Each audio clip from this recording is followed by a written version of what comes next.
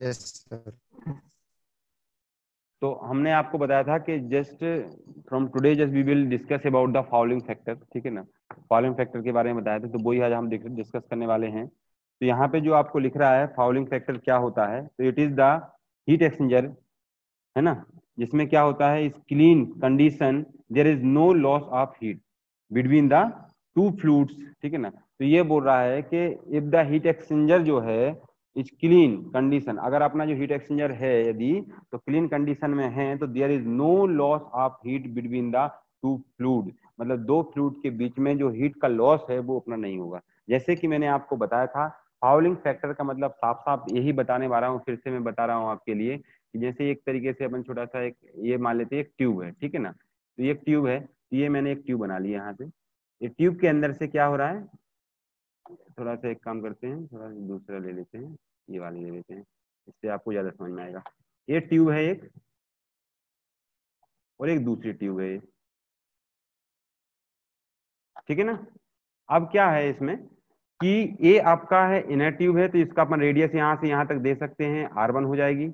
और अब इसकी तो क्या है कि भैया यहाँ से यहाँ तक ये दूसरी होगी आउट, क्योंकि आउटर भी तो इसकी थिकनेस ज्यादा है, तो इसको अपन ने R2 दे दिए, फिर ये R3 हो जाएगी, R4 हो जाएगी, इस तरीके से आप अपना रेडियस दे देते हैं। तो ये फाउलिंग की बात कर रहे हैं, फाउलिंग क्या होती है, तो फाउलिंग क्या होती है कि हमने आपको कल भी बताया था कि फाउलिंग फैक्टर हम कैसे निकालते हैं, कि मैन एक तरीके से रेजिस्टेंस जनरेट कर देता है। रेजिस्टेंस कैसे जनरेट कर देता है कि इसके अंदर मान लो हमने हॉट फ्लूइड भर के रखा है, ये अपना हॉट फ्लूइड है, और इसमें भरा हुआ है कोल्ड फ्लूइड, मतलब ये क्या है आपका, दैट इज द जैसे एक ट्यूब है सपोज दैट, तो ट्यूब का ये आपका फ्रंट व्यू है, in front view just you will see, मतलब एक ट्यूब के अंदर दूसरी ट्यूब डाल दिया। दूसरी ट्यूब कैसे डाल दिया आपने, एग्जाम्पल अपन कैसे बता सकते हैं, आपके पास पेन होगा, पेन का जो सिलेंड्रिकल शेप होगा, और उसके बाद में पीछे का ढक्कन खोलेंगे तो आप देखेंगे उसके लिए, तो एक ट्यूब डली हुई है जो आपका सिलेंड्रिकल शेप में रहेगी, और दूसरे उसके अंदर रॉड डली हुई है, ठीक है ना, रिफिल डली हुई है, तो वो दूसरा सर्कुलर शेप में रहेगी। ये आपकी वो ये जो दिख रही है आपके लिए, ये आपकी वो रिफिल है, और ये आपका पेन वाला डायमीटर है, ठीक है ना। तो इसके अंदर हमने भरा हुआ है, मान लो हॉट फ्लूइड भरा हुआ है, हॉट फ्लूइड भरा हुआ है, और इसके अंदर जो पेन के अंदर जो रॉड डली, रॉड के बाहर साइड से हमने क्या भर दिया है, उसमें कोल्ड फ्लूइड भरा हुआ है, ठीक है ना। तो इस तरीके से हमारा ये व्यू है। तो अब फाउलिंग कैसे होती है कि जैसे ही हमारे, जैसे अगर हम बात करते हैं जो रिफिल है, रिफिल के अंदर भरा हुआ है हॉट फ्लूइड, तो हॉट फ्लूइड है, अब definitely due to some impurities of the water, water में जो पूरा तो नहीं एकदम कि भैया एकदम बढ़िया तरीके से प्योर वाटर होगा, अब भाई इतना बड़ा प्लांट चला रहे हैं तो उसमें हम पूरा ऐसा तो नहीं बिस्लरी का पानी अपन लेके आएंगे वहां से, ठीक है ना। तो वो हिमालय से लेके आएंगे और यहाँ भर देंगे, यहाँ पे इतना पैसे वाले भी नहीं है अपन, ठीक है ना। तो अपन क्या कर रहे हैं कि यहाँ पे जो है अपन तो नॉर्मल जो वाटर होता है वो यूज करते हैं अपन। तो यहाँ पे क्या होता है कि यहाँ फाउलिंग जमने चालू हो जाती है, और जो हमने आपको उस दिन भी बताया था कि जब आप क्या बोलते हैं घर पे रहते हैं तो बाल्टी में अपन जब नहाते हैं, तो जब बाल्टी जो रहती है उसमें पानी भरते हैं, तो पानी भरते हैं तो उसमें क्या है आप देखेंगे, एक पहले दिन तो नई बाल्टी लेके आएंगे तो कोई दिक्कत नहीं है, दूसरे तीसरे चौथे दिन पांचवें दिन जब इस तरीके से पानी भरा रहता है, तो क्या होता है कि उसमें कुछ एक परत टाइप की जमने लगती है ना, जिसको क्या बोल सकते हैं, क्या बोल सकते हैं उसको, क्या बोलेंगे उसके लिए, पपटी टाइप की बन जाती है, पपटी टाइप की, है ना, देखे होंगे व्हाइट व्हाइट कलर की बन जाती है ना। तो यहाँ पे वही हो रहा है कि अंदर जो वाटर है, जो ड्यू टू इम्प्योरिटीज जो रहता है उसके कारण से यहाँ पे ये पूरा जो पोर्शन है यहाँ पे इसके उधर साइड, ये अंदर इंटरनल पोर्शन में ये यहाँ जम जाती है। तो जब अंदर अंदर पोर्शन में जम जाएगी तो क्या है, हॉट वाटर है, तो ये हीट ट्रांसफर करता है। अगर कोई इसमें ये नहीं रहता तो डायरेक्ट क्या होता है कि इसमें वाटर के अंदर तो कन्वेक्शन होता, कन्वेक्शन के बाद में डायरेक्ट इसमें जो परत है इसकी जो क्या बोलते हैं अपनी थिकनेस है जो आपकी रॉड की, तो या ट्यूब की थिकनेस है, यहाँ से डायरेक्ट हीट ट्रांसफर होकर यहाँ आ जाती। लेकिन ये फॉलिंग फैक्टर के कारण से, मतलब जो फाउलिंग जो जम गई है यहाँ पे परत जम गई है, उसके कारण से एक रेजिस्टेंस और जनरेट कर दिया। अभी रेजिस्टेंस नहीं हो रहा था, अभी रेजिस्टेंस क्या डायरेक्ट जो बॉल है, जो बॉल थे या ट्यूब थी, ट्यूब के कारण से रेजिस्टेंस हो रहा था, अब उसके पहले एक और रेजिस्टेंस जनरेट हो गया हमारा, जिसको अपन बोलते हैं फाउलिंग रेजिस्टेंस। तो क्योंकि वो क्या करेगा, उसको जल्दी से जल्दी हीट देने की कोशिश, अपन जो चाह रहे थे कि हीट हमारी जल्दी हॉट वाटर से हीट ले और कोल्ड वाटर में हीट ट्रांसफर हो जाए, तो वो जल्दी नहीं होगी क्योंकि अब परत आ गई उसके कारण से, उस कारण से उसको टाइम लगेगा। तो यहाँ पे और सेम क्या कर दिया हमने, तो यहाँ पे ये तो इसको बोलते हैं फाउलिंग रेजिस्टेंस, ये रेजिस्टेंस का काम करेगा यहाँ पे। सिमिलरली अब क्या हो रहा भैया कि हमने यहाँ तो ये अपना कर ही दिया, साथ साथ में अब क्या कर दिए, अब भाई मेरा मन बाहर भी, अब बाहर भी तो कोल्ड वाटर है, तो कोल्ड वाटर में भी तो वही उसके अंदर तो ट्यूब है, तो अब यहाँ पे जो कोल्ड वाटर में जो यहाँ इस साइड दिख रही है इसके बाहर साइड आउटर सरफेस में, तो यहाँ पे भी क्या होगा, अब हीट तो ट्रांसफर होना था, तो एक तो अंदर के कारण से हुआ, दूसरा जो बाहर है, बाहर में भी ये जो क्या है कि इसकी जो थिकनेस के कारण से तो हो ही रहा है, तो यहाँ कन्वेक्शन था, फिर ये फाउलिंग रेजिस्टेंस जो रेजिस्टेंस जनरेट हो उसमें भी रेजिस्टेंस हो रहा, फिर कंडक्शन के कारण रेजिस्टेंस हो रहा, फिर इसके बाद में बाहर सरफेस में भी क्या लगा हुआ है, उसमें जो क्या बोलते हैं परत बन गई, वहां पे भी कोल्ड वाटर है, वहां पे भी तो definitely impurities and due to chemical जो रहती हैं, केमिकल प्रॉब्लम जो रहती है ना, रिएक्शन, उसके कारण से यहाँ पे भी जो जम जाएगा, परत जम जाएगी, तो उसके कारण से भी हमारा एक रेजिस्टेंस जनरेट होता है, तो उसी को अपन बोलते हैं फाउलिंग रेजिस्टेंस।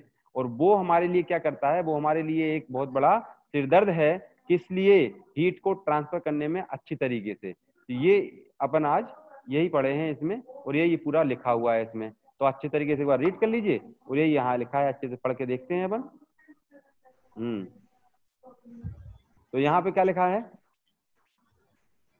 अरे कहाँ चले गए ये, हाँ, if that heat exchanger is clean condition there is no loss of heat between the two fluids, but in case of dirty condition the inside surface of the heat exchanger become fouled. है ना, समझ में आया बात कि नहीं आया? Inside surface of the heat exchanger become fouled, ये बात समझ में आ रही है मैं क्या बोलना चाह रहा हूँ? हेलो, है ना? तो फिर हाँ, आ गया समझ में ना? आया नहीं है, अच्छे से समझ में आ गया ना? तो वो यहाँ बोल रहा है कि become hold due to scale formation so that the value of overall heat transfer coefficient will decrease, finally heat transfer rate is also decrease. जो ओवरऑल हीट ट्रांसफर कोफिशिएंट है, उसकी हीट जो मतलब जो एच है, उसकी वैल्यू क्या हो जाएगी, डिक्रीज हो जाएगी, उससे हमारा क्या है कि ओवरऑल जो हीट ट्रांसफर होना चाहिए था अपना, वो डिक्रीज हो जाएगा। इसी को अपन बोलते हैं fouling factor. It's very important, इसकी थ्योरी आती है लिखने के लिए, है ना, 2-3 नंबर की जो भी आएगी हमेशा आती है, फाउलिंग फैक्टर क्या होता है, ठीक है ना? तो ये आपको बिल्कुल अच्छे से पता होना चाहिए, ठीक है ना? This type of resistance is known as fouling resistance और fouling factor. It is denoted by R F, small R F से अपन इसको शो करते हैं। तो ये आई एफ मतलब फाउलिंग और आर मीन्स रेजिस्टेंस होता है। तो 1/U ओवरऑल फाउलिंग जो होता है, ओवरऑल हीट ट्रांसफर कोफिशिएंट है जो उसको बोलते हैं फाउलिंग कोफिशिएंट होता है, वो होता है R F plus you 1/U clean. You clean you मतलब होता है ओवरऑल हीट ट्रांसफर, ठीक है ना? और फाउलिंग मतलब जब फाउलिंग हो गई उसमें, जब कुछ परत जम गई उसके कारण से उसको निकाल रहे हैं हम। और यू क्लीन मतलब कि जब हमारा हीट एक्सचेंजर एकदम क्लीन था, there is no fouling on that time, what will be the value of the overall heat transfer coefficient, ठीक है ना? तो ये अपने सब अपन ने देख लिए यहाँ पे। तो अब इसके बाद में क्या है, फिर where are F equal to fouling resistance होता है, U foul decrease value of U, ठीक है ना? तो ये डिक्रीज होना चाहिए अपना, है ना, ठीक है ना? और you clean value of you is clean condition, ये आपका वो उसके लिए बता दिया है, ठीक है ना? तो ये अपन को इस थ्योरी है, ये इतना इस थ्योरी को पूरे से रट लेना, समझ लेना जैसा भी है, ठीक है ना? ये आपका हो गया न्यूमेरिकल सॉल्व करने के लिए।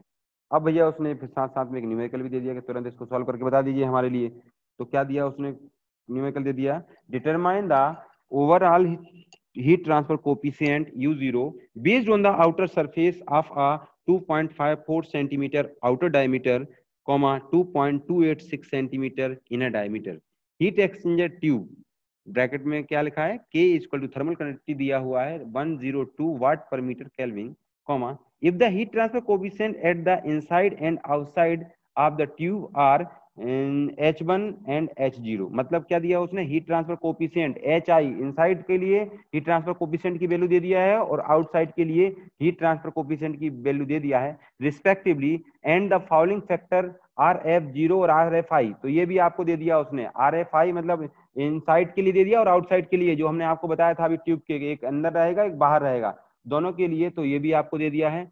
तो अब आपको निकालना है भैया इससे, तो ओवरऑल ट्रांसफर कोफिशिएंट U0 आपको निकालना है, U0 निकालना है अपने लिए, ठीक है ना?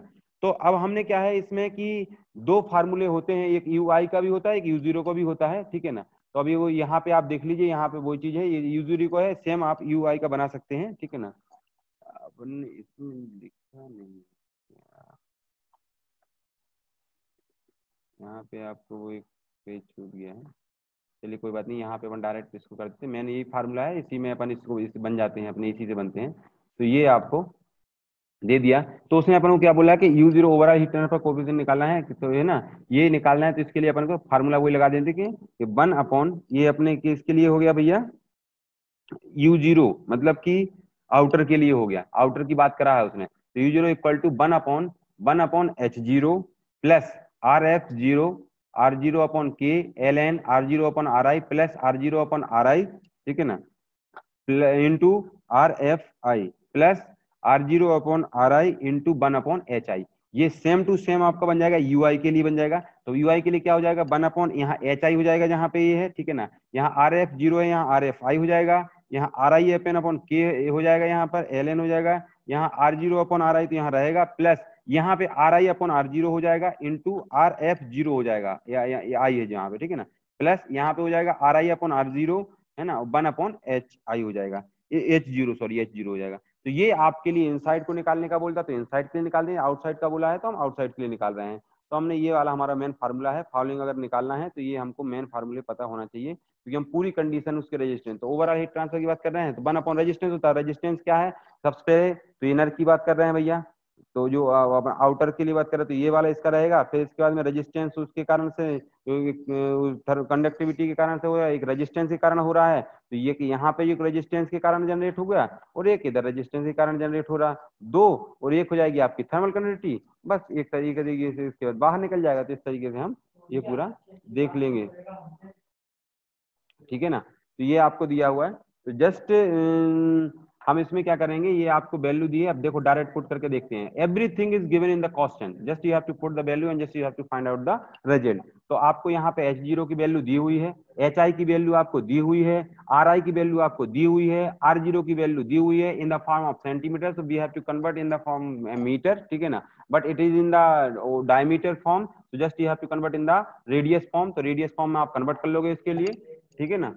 तो इससे आपका पूरी वैल्यू पुट करोगे यहाँ पे, तो आपको एक भी चीज बता दो कि जो आपको नहीं दिया हुआ है, और डायरेक्ट आपका रिजल्ट आ जाएगा यू जीरो इक्वल टू 111, ठीक है ना, वाट पर 1110 वाट पर मीटर केल्विन, ये आपका आंसर हो जाएगा। समझ में आया?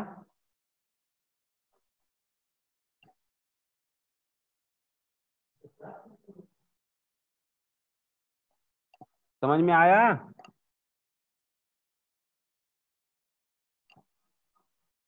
चाय पीने लगे क्या भाई? हेलो।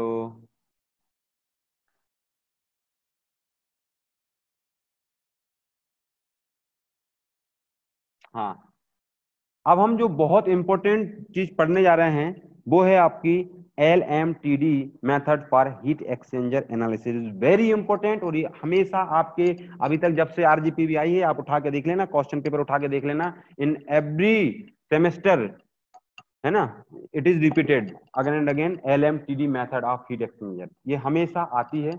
अब इसको आप देख लीजिए, पूरा डेरिवेशन इसका रहता है, पूरा डेरिवेशन हमको सॉल्व करना पड़ता है, तो वही आपको यहाँ पे साफ साफ दिख रहा है। तो ये LMTD की बात कर रहा है। तो LMTD पहली बात क्या होता है, इसका फुल फॉर्म क्या होता है, लॉगरिथमिक मीन टेम्परेचर डिफरेंस, ठीक है ना। तो ये होता है लॉगरिथमिक मीन टेम्परेचर डिफरेंस, यही हमको पूरा निकालना है।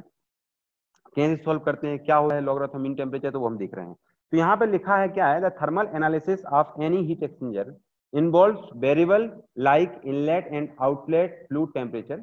मतलब वो क्या बोल रहा है कि हम जो एनालिसिस करते हैं हीट एक्सचेंजर में, वो वेरिएबल इन्वॉल्व करते हैं, जो कौन कौन से रहते हैं इसमें, inlet and outlet fluid temperature, मतलब जो फ्लूइड टेम्परेचर है अपना, वो इनलेट का और आउटलेट का क्या है वो देखना है, ओवरऑल हीट ट्रांसफर कोफिशिएंट क्या है वो देखना है, total surface area for heat transfer वो देखना है, and total heat transfer rate. Since the hot fluid is transferring a part of its energy to cold fluid, there will be an increase in enthalpy of cold fluid and a corresponding decrease in enthalpy of hot fluid. क्या बोल रहा है अभी धाकड़ साहब?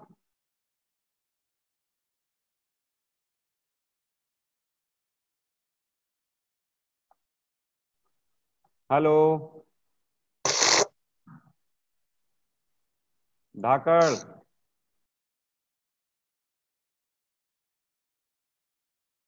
आज धाकड़ नहीं आया क्या? कोई भी जिसको समझ में आया हो जो मैंने पढ़ाया है तो बोलो।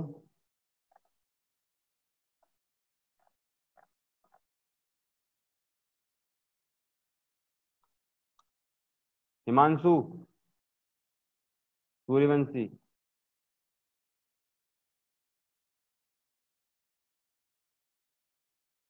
हिमांशु सूर्यवंशी।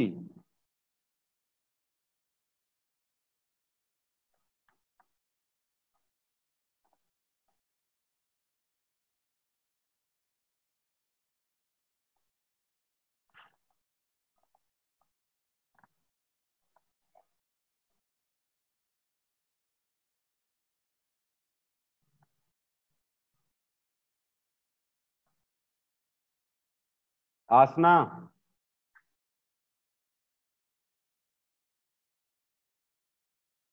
आसना बिल्सन,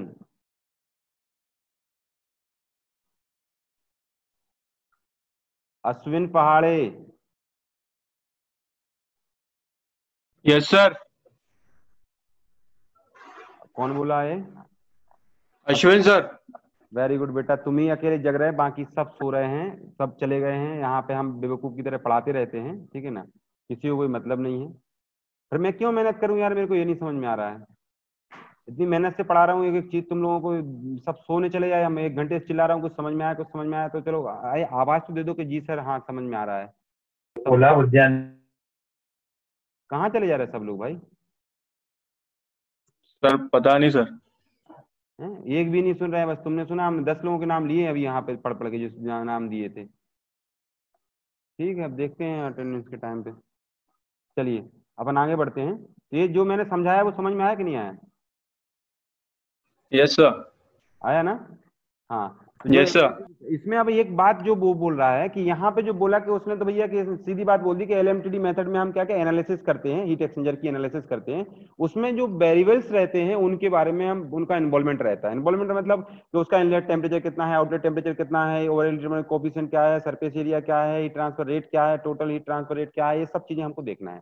तो वो ये बोल रहा है कि एक फ्लूइड हमारी एंथैल्पी, मतलब एक फ्लूइड अपनी हीट दूसरे को दे दे रहा है, तो उससे क्या हो रहा है कि दूसरे वाले की एंथैल्पी बढ़ जा रही है और पहले वाले की एंथैल्पी क्या हो रहा है, घट जा रही है। तो सीधी सी बात है भैया कि जो अपनी हीट, जैसे अपनी एनर्जी है, अपनी एनर्जी किसी दूसरे को दे देगा तो उसकी एनर्जी क्या हो जाएगी, उसकी एनर्जी बढ़ जाएगी, और अपनी एनर्जी क्या हो जाएगी, कम हो जाएगी। तो वो यहाँ पे यही बोलना चाह रहा है कि since the hot fluid is transferring A part of its energy, energy को ट्रांसफर कर रहा है टू ए कोल्ड फ्लूइड को कर रहा है, there will be a increase in enthalpy of cold fluid. उससे क्या हो रहा है कि हमारी जो एंथैल्पी है कोल्ड फ्लूइड की वो बढ़ जाएगी, क्योंकि उसने हीट ले ली है वहां से। और similarly at the same time the current decrease in enthalpy of the hot fluid, क्योंकि जब उसने इसको दे दिए तो उसकी डेफिनेटली जितनी होगी उससे तो कुछ कम हो गई होगी। तो यहाँ पे वो ये, और फिर वो बोल रहा है कि वेरिएबल्स हमने जो लिए हैं तो वो क्या क्या ऐसे वेरिएबल दिए हैं, तो हम यहाँ डिनोट कर रहे हैं THI। टी मतलब टेम्परेचर, H मतलब हॉट फ्लूइड का, और I मतलब इनलेट कंडीशन की बात कर रहा है। तो inlet temperature of the hot fluid है, TH0 is the outlet temperature of the hot fluid है,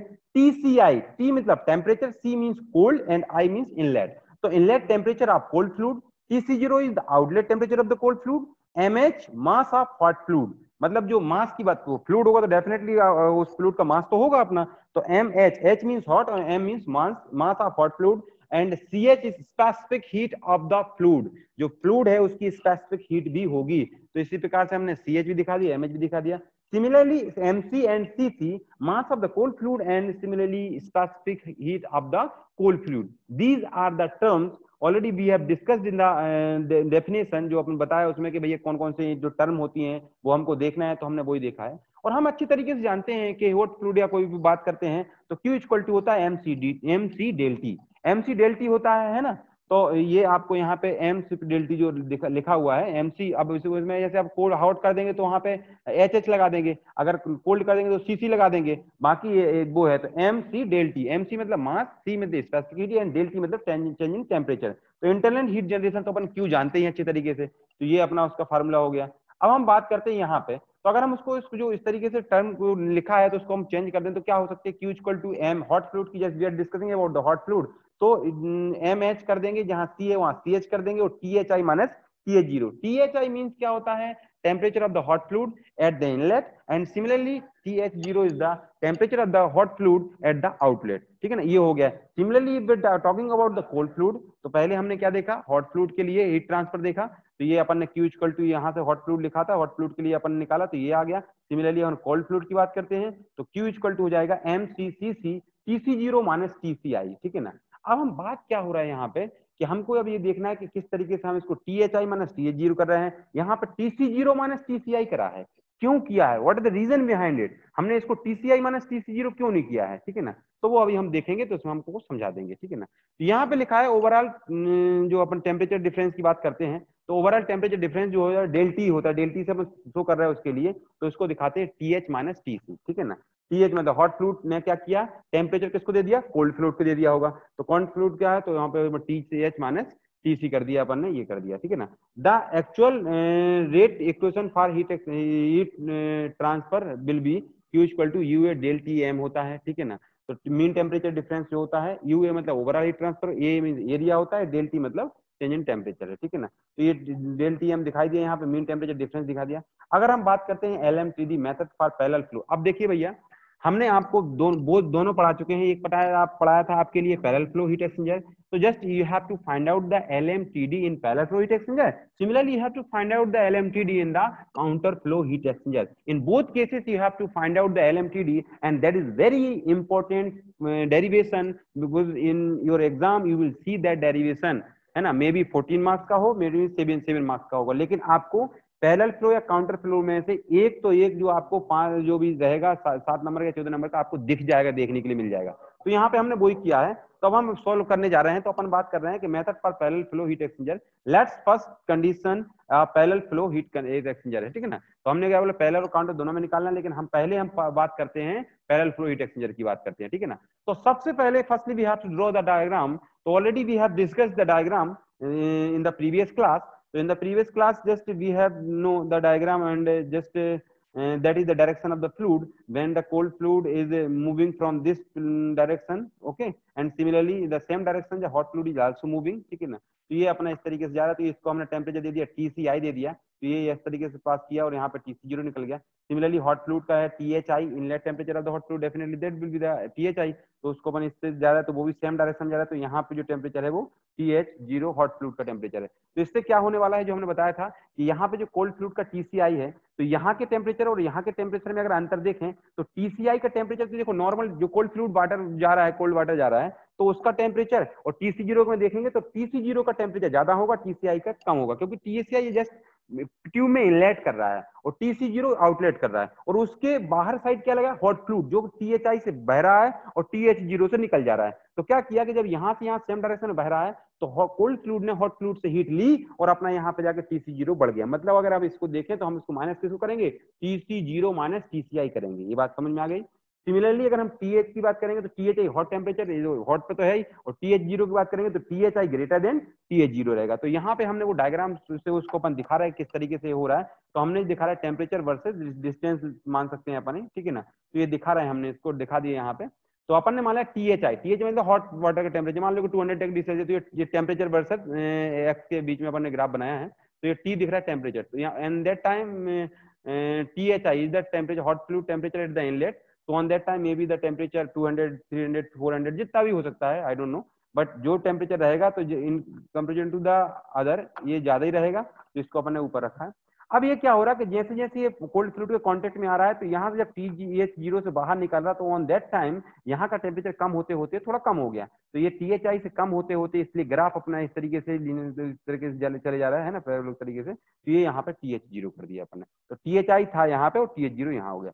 सिमिलरली क्या हो रहा है, कोल्ड फ्लूइड है तो कोल्ड फ्लूइड का टेम्परेचर तो बहुत कम था, तो हमने यहाँ पे इसको कम में रखा था TCI को. लेकिन क्या हो रहा है कि जैसे जैसे वो जब उससे बाहर निकल रहा है TC0 से, तो ऑन दैट टाइम क्या हो रहा है कि ये इसका टेम्परेचर बढ़ते जा रहा है. तो यहाँ से बढ़ते बढ़ते बढ़ते बढ़ते बढ़ते बढ़ते यहाँ पे ये बढ़ के TC0 हो गया. मतलब मैंने क्या आपको यहाँ पे दिख गया होगा कि TCI लेस देन TC0, मतलब TC0 से TCI लेस होगा, और similarly THI greater than TH0 क्योंकि TH0 से ज्यादा होगा. अगर हम इनको डिफरेंस देखें इस साइड और इस साइड में, तो यहाँ डिफरेंस हो रहा है, इसको बोलते हैं del T, change in temperature. कितना चेंज हुआ टेम्परेचर में दोनों में, तो THI माइनस TCI, ये आपका यहाँ डेल T1 हो जाएगा.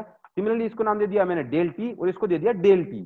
ये डेल T1 डेल T2 ये डेल T है, यहाँ पे जो है दिखा रहा है। तो just we are discussing about the small element of the जो ट्यूब है उसके स्मॉल एलिमेंट के लिए निकालेंगे, and just at the last just we will integrate, तो हमारे कंप्लीट के लिए निकल जाएगा। तो हमने ये डेल T1 निकाल दिया, डेल T2 कर दिया, ये डेल T, तो डेल T में क्या दिख रहा है कि जब यहाँ ये स्मॉल एलिमेंट ले लिया मैंने, तो यहाँ से और यहाँ से जो देखो यहाँ का ये थोड़ा ऊपर ऊंचाई पर है, ये थोड़ा नीचे है, तो इन दोनों का डिफरेंस देंगे तो ये DTH small DTH hot temperature की बात कर रहे हैं, और D मतलब स्मॉल एलिमेंट के, तो DTH हो जाएगा। सिमिलरली जब इधर की बात करेंगे तो ये क्या हो जाएगा आपका DTC हो जाएगा, ये आपका DTC हो जाएगा यहाँ से, और यहाँ से DTC हो जाएगा यहाँ पे, तो ये आपका डेल T2 हो गया। अब यहाँ से यहाँ तक डिस्टेंस अगर हम जो निकाल रहे हैं DX डिस्टेंस के लिए निकाला है तो DX डिस्टेंस हो गया, और यहाँ से यहाँ तक जो X डिस्टेंस पे निकाला तो X डिस्टेंस हो गया। तो X इक्वल टू 0 पे ये रहेगा और X इक्वल टू L पे ये रहेगा। तो हम अभी बात करते हैं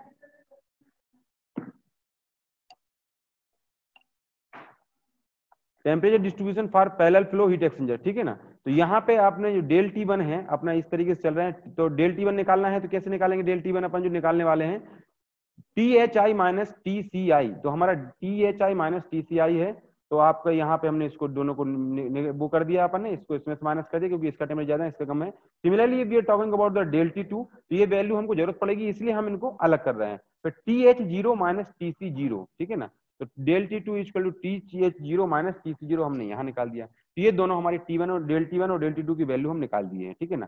अब हमको ये जो निकालना है इसको कैसे निकाल रहे हैं वो हम देखते हैं, फिर हम आगे तो सम जब हम इसको सॉल्व करेंगे तो firstly we have to no